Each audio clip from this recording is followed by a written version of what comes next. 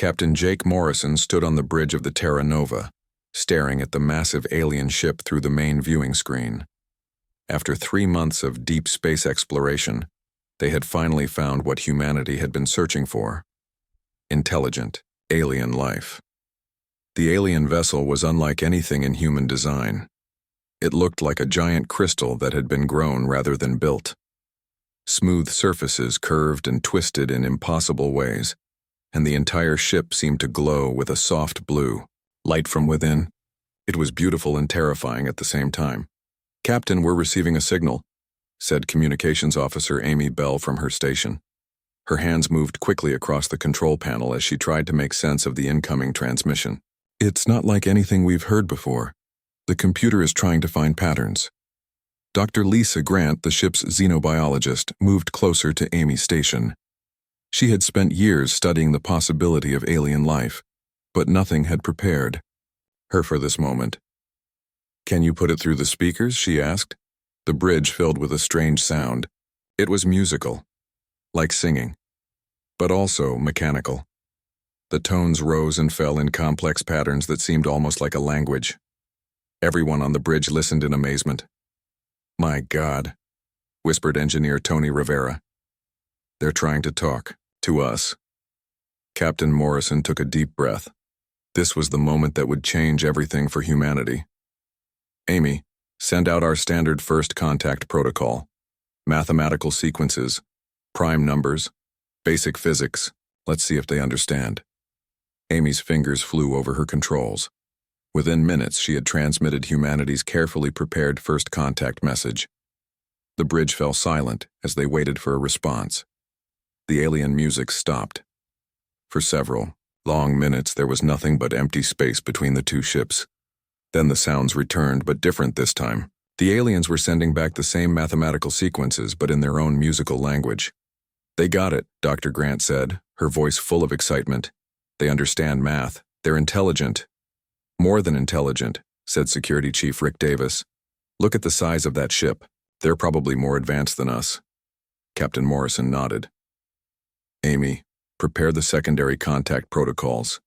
Include basic information about our species, our planet, peaceful intentions, the full package." As Amy worked, the alien ship began to move closer. It glided through space without any visible engines or exhaust. The blue glow grew brighter as it approached, and new patterns of light began dancing across its crystal surface. "Captain," said Dr. Grant, studying her instruments, "I'm reading some very strange energy signatures from their ship. It's not nuclear, not chemical. I can't identify the power source." "As long as it's not weapons, I'm not worried," Morrison replied. "Keep monitoring." The communication went on for hours. Slowly, both sides began to understand each other better. The aliens called themselves the Veltar. They came from a system with 3 suns, and their homeworld was much larger than Earth. In return, the humans shared basic information about Earth and their solar system. Finally, after 6 hours of careful communication, the Veltar sent a new message. This time Amy's computer was able to provide a rough translation. "They want to meet," Amy announced. "Face to face. They're asking permission to come aboard our ship." Morrison looked around the bridge at his crew. This was the decision. That would make history. "What do you think, people?" "Their ship is 10 times bigger than ours," said Rick Davis. "If they wanted to hurt us, they could have done it already." "The xenobiology protocols are ready," added Dr. Grant. "We can handle first contact safely." "Do it," Morrison decided. "Tell them they can send a small delegation. Our shuttle bay can accommodate whatever transport they use." 20 minutes later, alarms sounded throughout the Terra Nova as something approached their shuttle bay. The alien transport was small compared to their main ship, but it still looked like a work of art. It was a smaller version of the crystal design, glowing with the same blue light.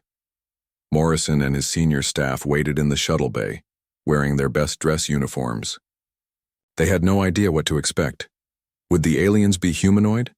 Would they be able to breathe the same air? Would they even be recognizable as living creatures? The alien transport settled gently onto the shuttle bay floor. For a moment, nothing happened. Then a section of the crystal wall simply melted away, creating an opening. The first alien to emerge took Morrison's breath away. It stood about 7 feet tall and appeared to be made of living crystal. Its body was translucent with veins of colored light running through it like a circulatory system. It had no obvious head or face, but somehow gave the impression of looking directly at the humans. 2 more aliens followed, each slightly different in color and size. They moved with fluid grace, their crystal feet making no sound on the metal floor. The lead alien made a sound like wind chimes mixed with a flute. Immediately, Amy's portable translator began working. "Greetings, beings of Earth. We are honored to meet you. I am Keth Hara, speaker for this expedition." Morrison stepped forward. "Welcome aboard the Terra Nova. I am Captain Jake Morrison, representing humanity. We are honored to meet you as well." The alien seemed pleased by this response. Keth Hara made more musical sounds and the translator worked to keep up. "We have traveled far to find other thinking beings. Your species is most interesting to us. We wish to learn about your ways." "And we want to learn about yours," Morrison replied. "Perhaps we can arrange a cultural exchange.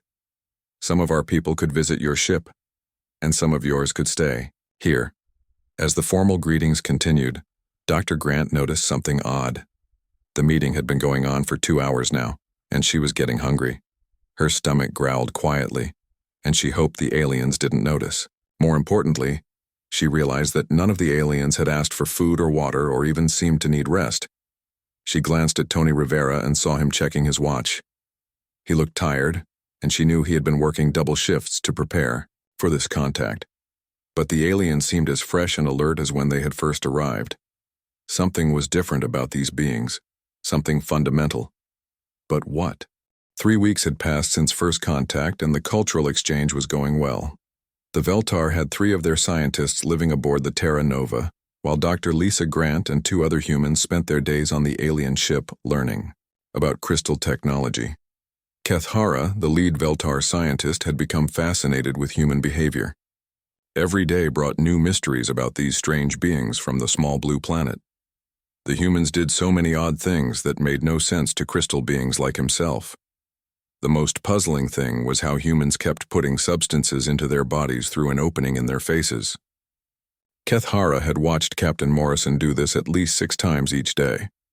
The captain would sit at a table, use metal tools to break apart colored matter, and then push it into his mouth opening. After moving his jaw up and down many times, he would swallow. "Why does the captain consume matter this way?" Keth Hara asked Dr. Grant during one of their daily meetings. Lisa looked surprised by the question. "You mean eating? We eat food to survive, don't you eat?" The translator worked hard to make sense of this concept. Keth Hara's body pulsed with confused colors. "Consume matter to survive. This is not known to us. We take energy directly from light sources. Our bodies convert light into power. We do not need to put foreign matter inside ourselves." Dr. Grant realized they had stumbled onto something important. "So you never eat anything? You just use light for energy?" "Yes, light from our suns feeds us everything we need." "Your species, does this consuming of matter because you cannot process light energy?" Keth Hara sounded almost sorry for humanity. "That's right," Lisa explained patiently. "We eat food, which our bodies break down into energy. We also drink water to stay alive. Without food and water, we would die in a few days." This information shocked Keth Hara so much that his crystal body flickered rapidly through different colors. He immediately sent a harmonic message to the other Veltar scientists. Dr. Sam Brooks, the Terra Nova's other xenobiologist, had been listening to the conversation. "There's more," he added. "Humans also need to breathe air constantly. We take in oxygen and release carbon dioxide." Now Keth Hara was completely amazed. "Your species must constantly consume matter from your environment, solid matter, liquid matter, and gas matter. Every few seconds for air, several times a day for water, and multiple times a day for food," Brooks confirmed. The alien scientist seemed to struggle with this information. "But this means your species is always in danger. What happens if these matters are not available?" "We die," Lisa said simply. Without air, we die in minutes. Without water, we die in days. Without food, we die in weeks. Kethara made a sound, like breaking glass. The other Veltar on the ship responded with similar harmonic cries. To them, the idea of intelligent beings so dependent on their environment was both amazing and terrifying. Over the next few days, the Veltar watched human behavior with new understanding. They saw Amy Bell drinking water every hour. They observed Tony Rivera eating breakfast, lunch, and dinner. They noticed how all the humans breathed constantly, never stopping, never resting. But the biggest shock came during the 4th week of the exchange. Tony Rivera had been working almost non-stop to help repair some damage to the Terra Nova's power systems. The human engineer had been awake for 30 hours straight, surviving on coffee and determination. The Veltar scientists watched him work, impressed by his dedication. Then, suddenly, Tony collapsed. Dr. Brooks was called to the engineering section immediately. He found Tony on the floor, conscious but barely able to move. His skin was pale and he was breathing hard. "What happened?" asked Kethara, who had been observing Tony's work. "He's exhausted," Brooks explained as he helped Tony to a chair. "Humans can't work forever. We need rest." Brooks gave Tony a glucose injection and a bottle of water. "You need to sleep, Tony. Right now. That's an order." "But the repairs," Tony protested weakly. "We'll wait until you've had 8 hours of sleep," Brooks said firmly. Kethara watched in fascination as Dr. Brooks helped Tony to his quarters. The alien scientist had never seen anything like this.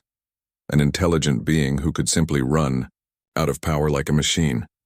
"Your engineer has stopped functioning?" Kethara asked. "Not stopped," Brooks explained. "But humans have limits. We can only stay awake and work for so long before we need to recharge." Tony pushed himself too hard. "Recharge? Like a power cell?" "In a way, yes. Sleep is how we restore our energy. We also need food and water to rebuild our strength." This was the moment that changed everything for the Veltar. They finally understood that humans were not just different from them, but operated on completely different principles. Kethara sent urgent harmonic messages to his colleagues. The concept that intelligent beings could actually run out of power and need to shut down for hours was revolutionary.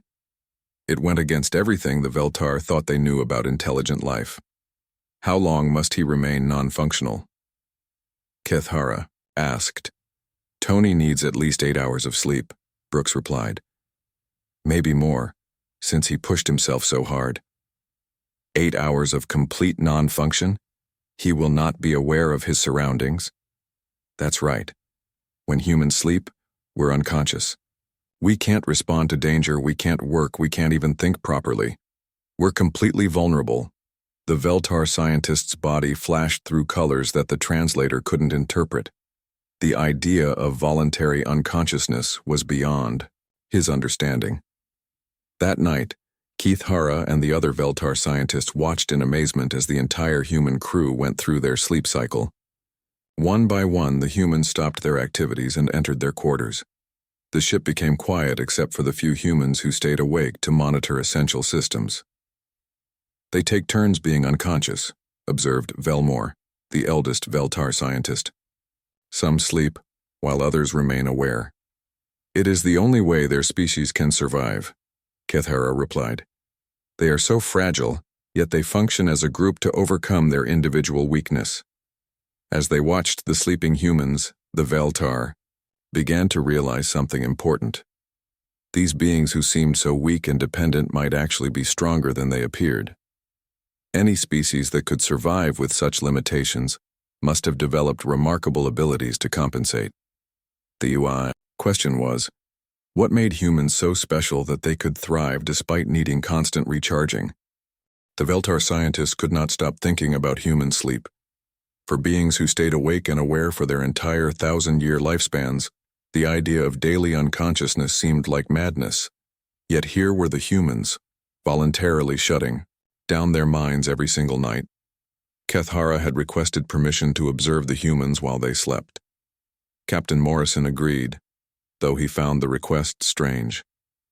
"Just don't wake anyone up," he warned. Humans get very unhappy when their sleep is interrupted. That night, Kethara positioned himself in the corridor outside the crew quarters. His crystal body dimmed to avoid creating light that might disturb the sleeping humans.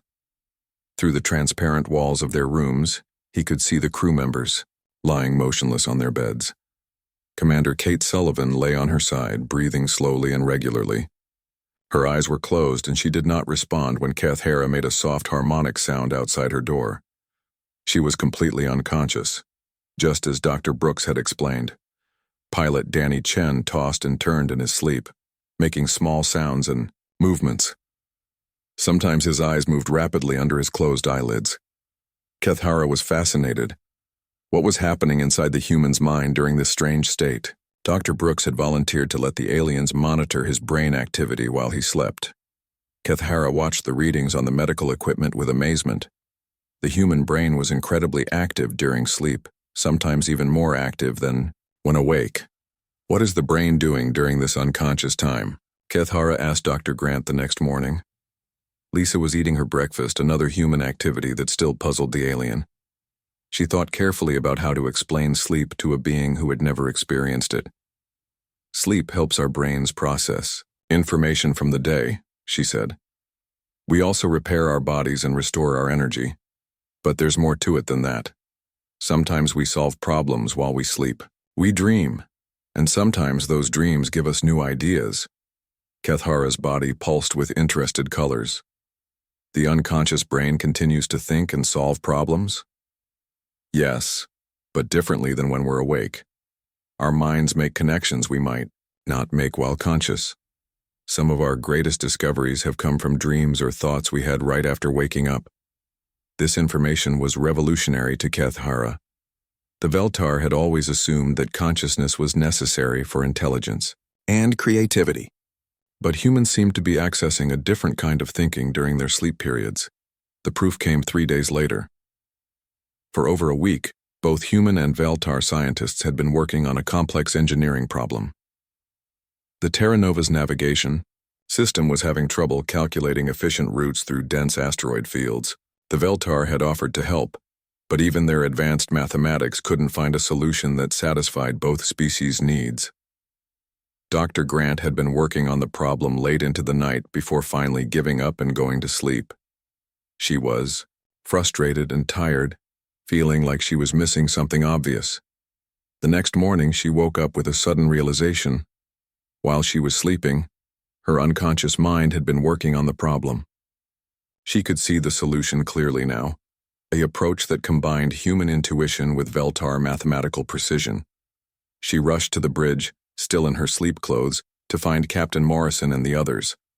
"I've got it," she announced excitedly. "The navigation problem. We've been thinking about it wrong." She quickly explained her solution. Instead of trying to calculate the perfect route through the asteroids, they should calculate multiple acceptable routes and let the ship's computer choose the best one in real time based on changing conditions. Commander Sullivan, who had also just woken up, understood immediately. "That's brilliant. It's like how humans make decisions. We don't calculate every possibility. We make good enough choices and adjust as we go." Within hours, they had implemented Lisa's solution.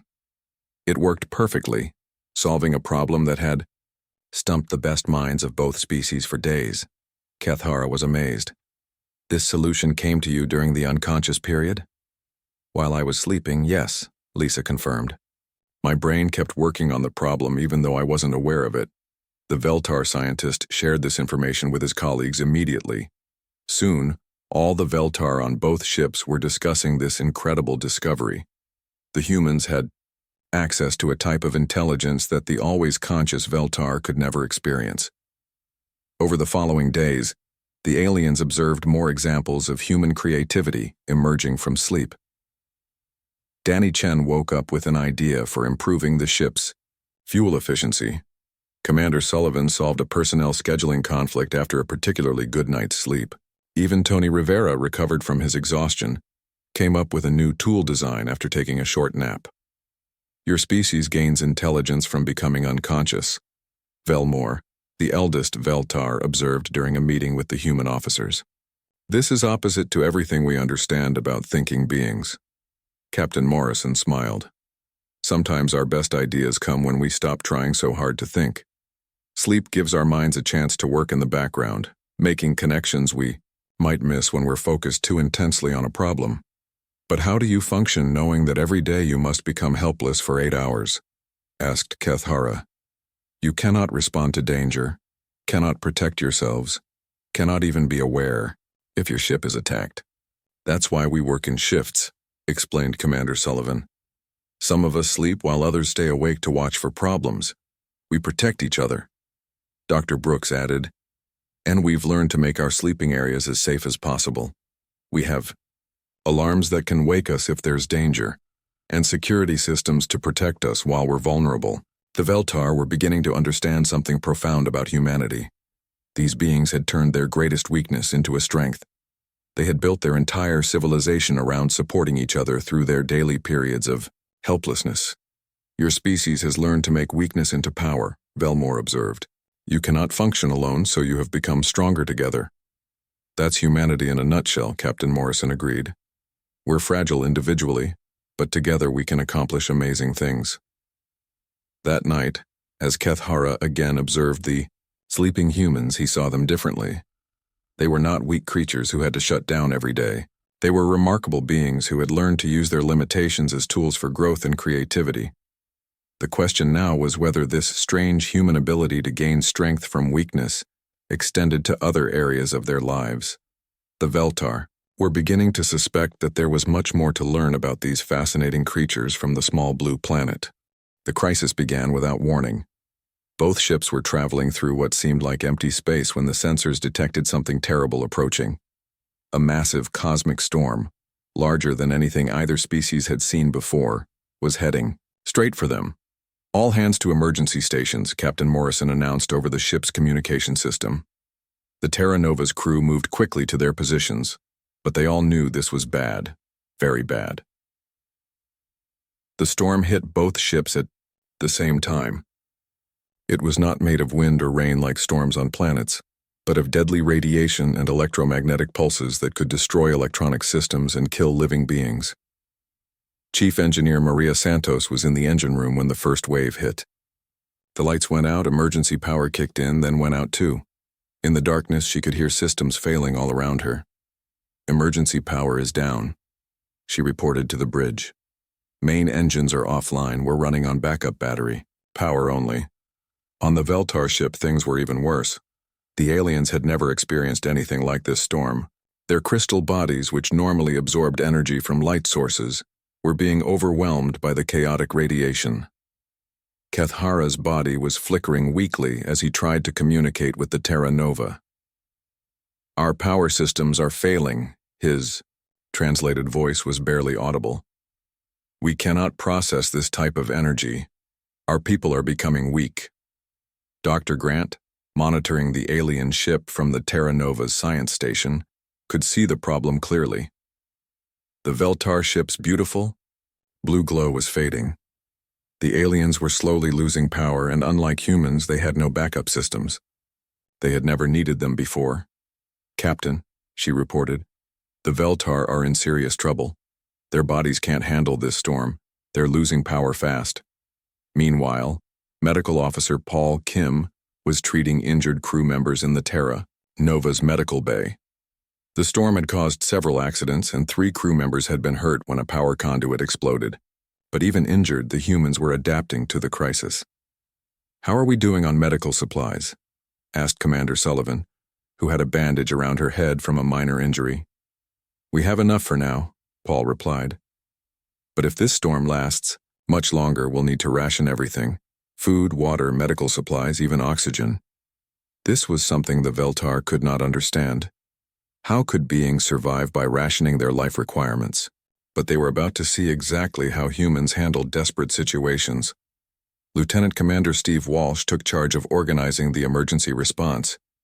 He divided the human crew into teams that would work in shifts around the clock. Some would work on repairs while others slept. Some would guard the ship while others searched for solutions. Listen up, everyone, Steve announced to the assembled crew. We're going to work in 4-hour shifts. When your shift is done, you sleep. No exceptions. We need everyone sharp and ready. The Veltar scientists watched in amazement as the humans immediately organized themselves into this survival pattern. Even in a crisis that could kill them all, the humans maintained their sleep schedules. It seemed insane. "Why do you still sleep when your lives are in danger?" asked Velmore, his crystal body dim with confusion. "Because tired people make mistakes," explained Tony Rivera, who was working on repairing the power systems. "And mistakes, in a crisis, can kill everyone. We'll work harder and smarter if we take turns resting." As the storm continued, the differences between the two species became more obvious. The Veltar, cut off from their normal energy sources, began to slow down. Their thoughts became unclear, their movements sluggish. They had never experienced anything like this in their million-year history. But the humans, despite their constant need for food, water, and rest, kept functioning. They shared their limited food supplies carefully. They recycled their air and water with remarkable efficiency. Most importantly, they worked together with a coordination that amazed the aliens. Maria Santos worked for 4 hours straight repairing damaged circuits, then handed her tools to Danny Chen and went to sleep. When she woke up 4 hours later, Danny had made more progress and passed the work to someone else. The repairs continued without stopping, even though individual humans had to rest. The Veltar could not do this. When one of them became weak, there was no replacement. They all suffered together. On the third day of the storm, the situation became critical. The Veltar ship was failing completely. Their crystal hulls were cracking and their people were barely conscious. "Captain," Dr. Grant reported urgently, "the alien ship won't survive another day. Their power levels are almost zero." "Captain," Morrison faced the hardest decision of his career. The Terra Nova barely had enough power and supplies to keep his own crew alive. Sharing with the Veltar would put every human at risk. "What are our chances if we help them?" he asked. 50-50, Maria Santos replied honestly. "Maybe less. We'd have to give them half our power and most of our food supplies. There might not be enough left for us." The bridge fell silent. Everyone knew what this meant. Helping the aliens could kill them all. Then Medical Officer Paul Kim spoke up. "Captain, we took an oath to help other beings when we joined this mission. These aliens are friends, not enemies." Commander Sullivan nodded. "He's right. If we let them die to save ourselves, what kind of people are we?"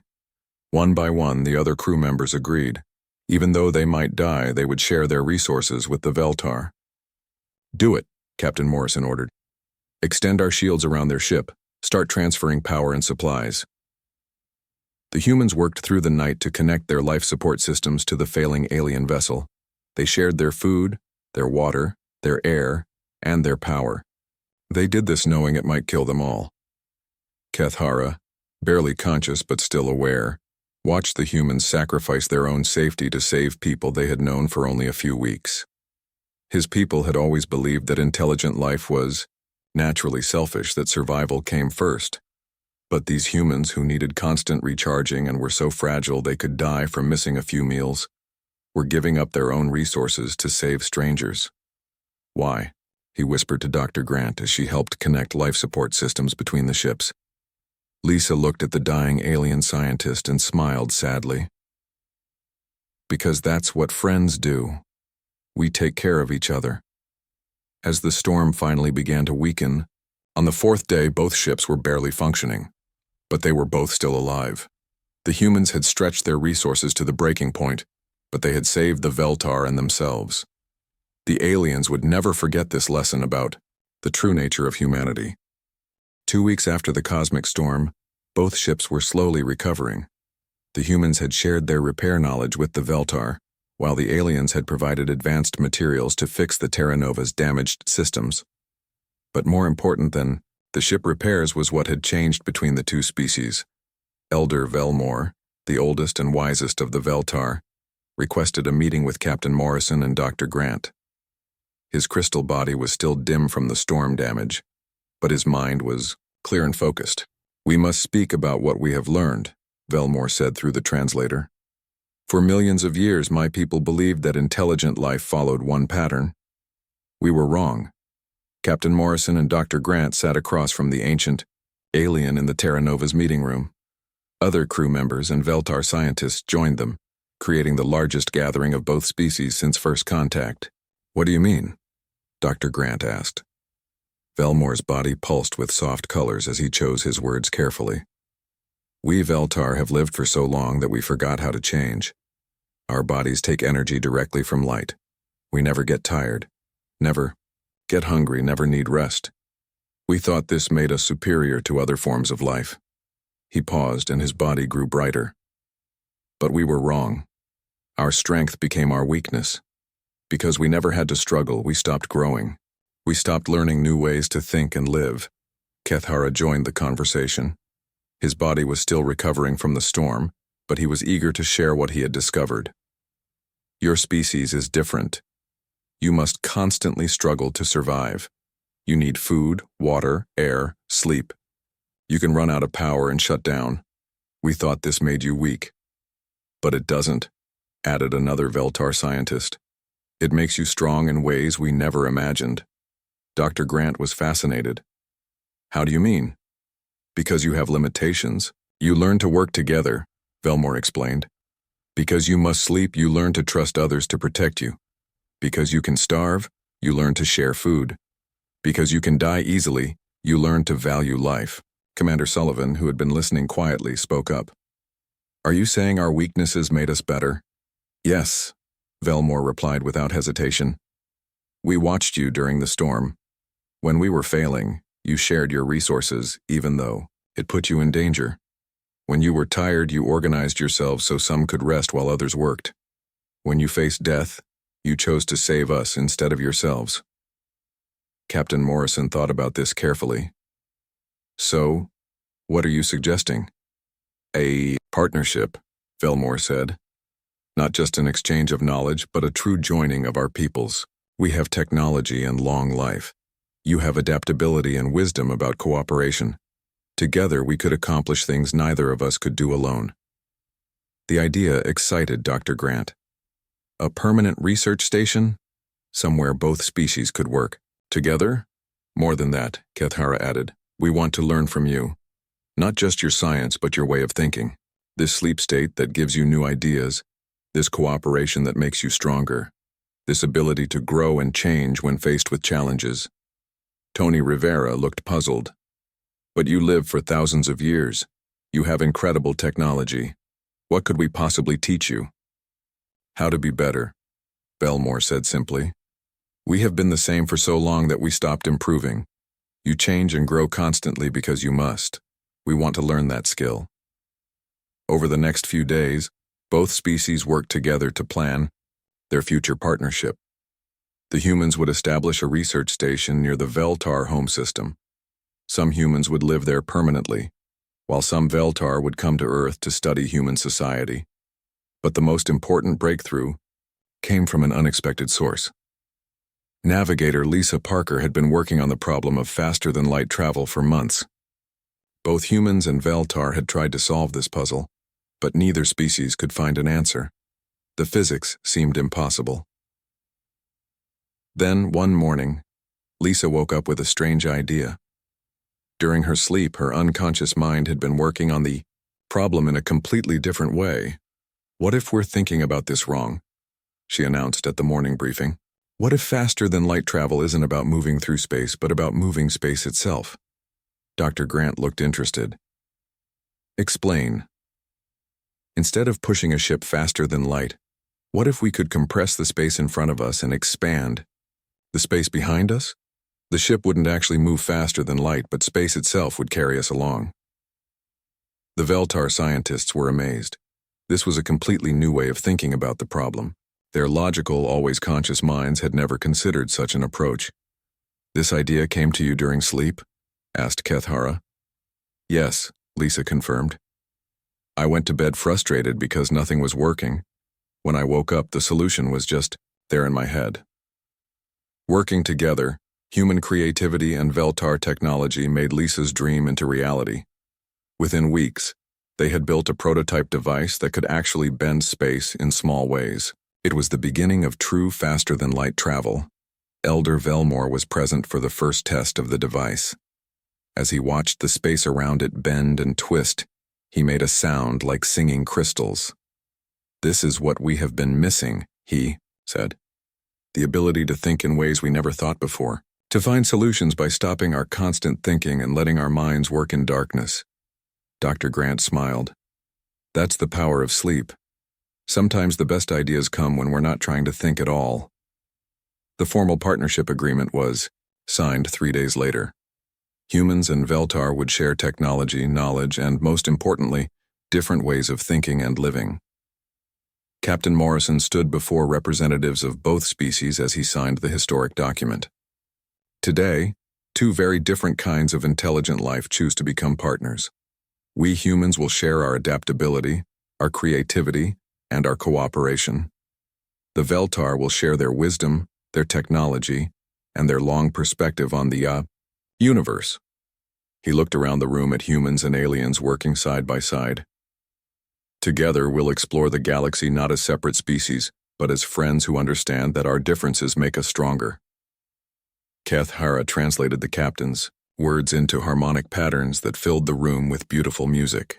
The Veltar had learned that humans needed to hear encouragement and celebration, while humans had learned that aliens could express joy through pure sound.